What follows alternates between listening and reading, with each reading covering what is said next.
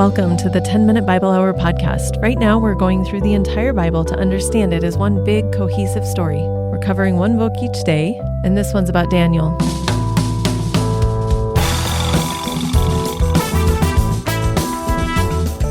I'm telling you, my friends, Daniel is so dang good.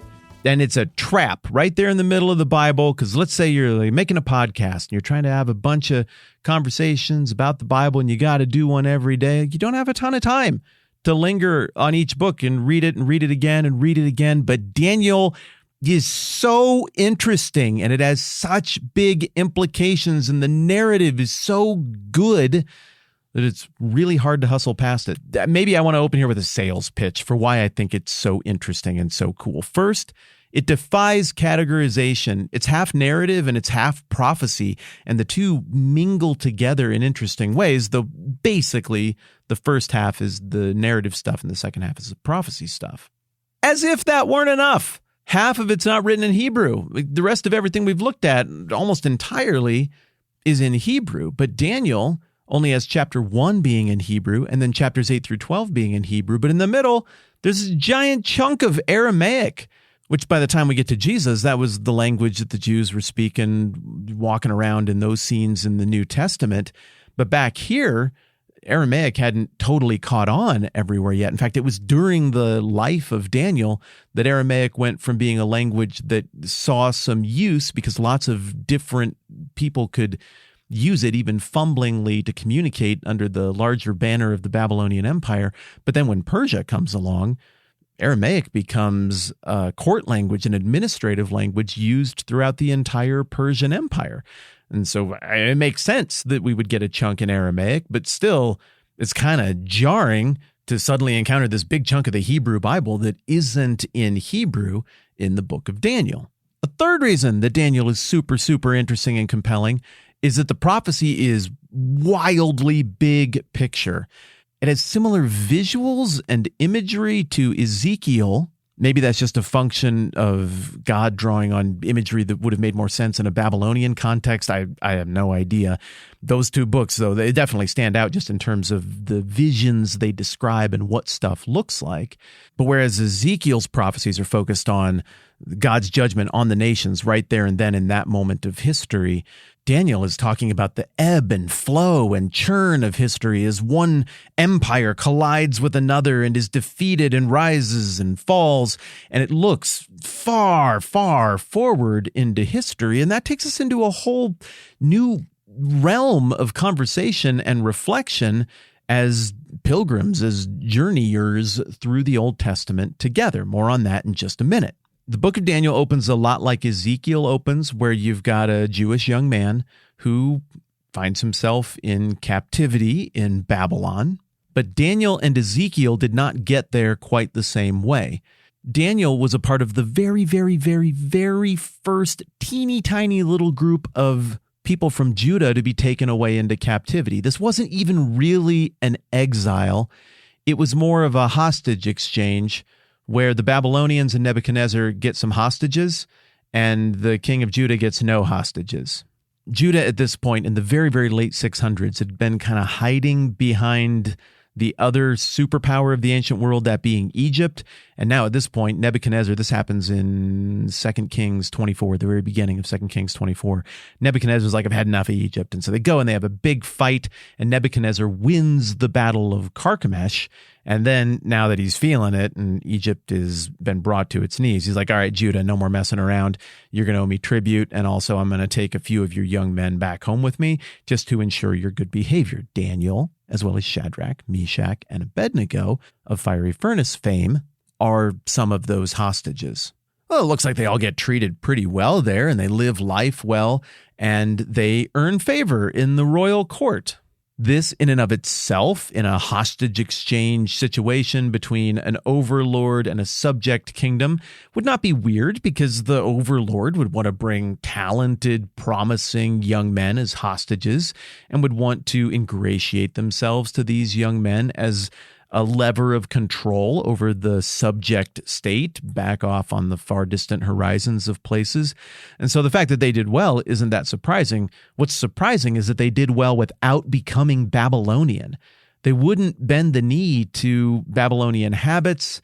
And in chapter 1, we see that Daniel and his 3 friends are like, yeah, we're just not going to take your food and your drink and your luxury. We don't feel right about it. We're not going to do it. And you can test to see if God will preserve us even without all your fancy food. And God does. And they rise to greater levels of prominence. So that's chapter 1. Then we get into the Aramaic section in chapters 2 through 7. And what we get here are, I don't want to cheapen it by saying adventures, but when you read it through the first time, it's adventures. It's grand exploits with high stakes again and again. And what you get is 2 sets of 3 adventures that are all connected with each other. So the adventures in chapters 2 and 7 are a pair of dreams. The one in chapter 2 is a dream that Nebuchadnezzar has. The one in chapter 7 is a dream that Daniel has. Daniel gets summoned to interpret the dream of Nebuchadnezzar, and Nebuchadnezzar didn't even tell him what the dream is, and Daniel's like, yeah, I know what you dreamed. And he describes this statue with various layers of building material from toes up to head that are used to build the statue, and clearly it anticipates the churn of nations and empires that is to come in the ensuing centuries. And ultimately, it looks like Daniel, in interpreting this dream, anticipates Rome and anticipates the arrival of the Messiah. Now, really, starting with Isaiah and a few key passages, but then really picking up steam in Jeremiah and really picking up steam in Ezekiel and Daniel, we keep seeing more specificity about what the Messiah is going to be like and what's going to happen. And indeed, we get that here in a crucial passage in Daniel's interpretation of this dream in verse 44 of Daniel chapter 2, and I'm just going to straight up read it to you. He's saying this to Nebuchadnezzar. In the time of those kings, the God of heaven will set up a kingdom that will never be destroyed, nor will it be left to another people. It will crush all those kingdoms, the ones depicted in the various building materials and the parts of this statue in Nebuchadnezzar's dream. That part's a little aside is mine. And bring them to an end, but it will itself endure forever. Okay, well, game on. We're doing the redemptive plan, and this prophecy just further affirms that. Now, Daniel's dream in chapter 7 takes us to a whole other level, as it employs imagery that anticipates the Persian conquest and then the arrival probably of Alexander the Great. That's sure what it looks like. The description, go read it for yourself, really looks like Alexander the Great, and then it's okay if you don't remember all of your Western Civ history, but Alexander the Great conquers all of Persia in the 300s, and then he dies at a young age, the age of 33, in Babylon without appointing an heir, and so his generals just carve up the kingdom and have mini empires scattered about Alexander's world, and one of those proves to be a huge thorn in the side of the Jews down the road, and eventually the Maccabean revolt in the 2nd century is the overthrow of that military, quote-unquote, descendant of Alexander and the Macedonians or the Greeks. And it looks like all of that is anticipated in the prophecy in the second half of the book of Daniel, starting in chapter 7 with Daniel's dream. So we get those matching adventures in 2 and 7, and then we get the 2 beloved stories that are matching adventures in chapters 3 and 6, that being Shadrach, Meshach, and Abednego in the fiery furnace, and Daniel in the lion's den. In both cases, these heroes of the story are like, we're just not going to bend the knee to your false gods. The king is no god at all. There's only one king, and his kingdom's going to go on forever. And so, no, we just can't play along with this thing.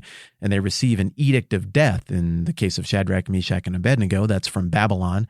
In the case of Daniel in the lion's den, that sentence of death is from Persia. So it seems to not matter what empire we're talking about. They're all threatened by the real king and the real God. And also, they both fail in their attempt to execute these guys for declaring that God is the true king and that his victory will happen.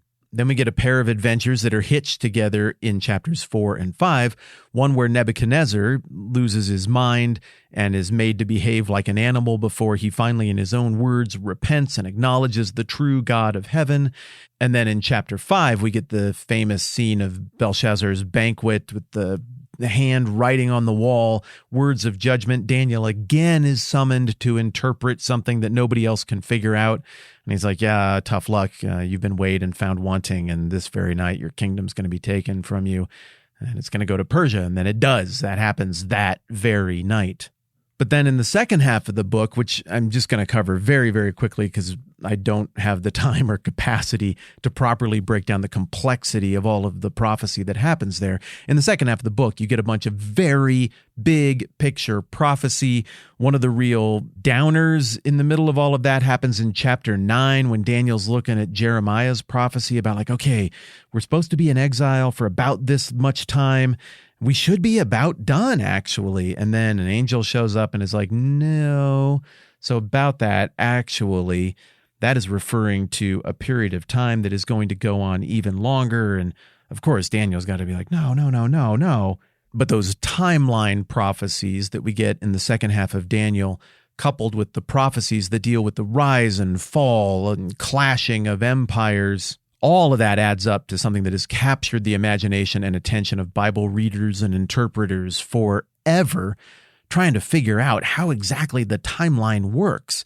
What nations have to rise and fall? How do you count the number of years? Can you even count the number of years between rises and falls and the arrival of the Messiah and whatever happens after the arrival of the Messiah? And then Jesus himself references back to some of this material when he's giving a discourse about what's going to happen in the end of time toward the end of the book of Matthew. And so there's just a ton here to wrestle with.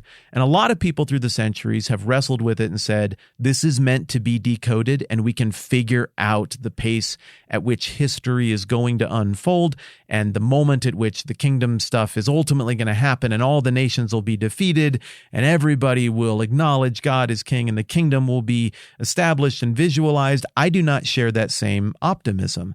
I find myself more in collegiality with the people who look at it and they're like, this prophecy applies on like 5 different levels. And the math on how it all unfolds is simply too complex to calculate on the front end, but it'll all look very, very clear on the back end as this unfolding of history occurs. What is crystal clear, though, coming out of Daniel, both from the narrative chunk and from the prophetic chunk, is that God is the master of history, and that the role of the person who is a servant of God is not necessarily to solve all of history and to figure out everything that's going to happen, but it's to be faithful in the interim as God unfolds history at the pace he's going to unfold it, but also anticipatory, noting with hope and anticipation as these things unfold and do gradually over time come into focus. And just as a side note, I think the historical setting of Daniel is absolutely genius for communicating this point because you've got a massive churn going on here historically. For the people of Judah, this is their grand calamity. It's an overhaul of their entire paradigm. Everything changes for them. For Babylon, we see the apex of their civilization, but also their absolute defeat contained within the pages of Daniel. And then we see the rise of Persia, but also anticipated after the rise of the greatest empire in history up to this point, Persia. We anticipate their defeat at the hands of Alexander the Great. But also we anticipate the defeat of Alexander the Great by death and lack of planning. But then also we anticipate the defeat of his generals and their smaller empires. And also we anticipate the rise of Rome and some sort of toppling of Rome, all here. On screen, historically, there's not really a better moment in history up until this point that could have been chosen to undergird this grand message of Daniel, which is that God is sovereign over history, and these kings might seem like the truest, realest thing, but they're not. There's a king who is greater. There's a kingdom who is greater.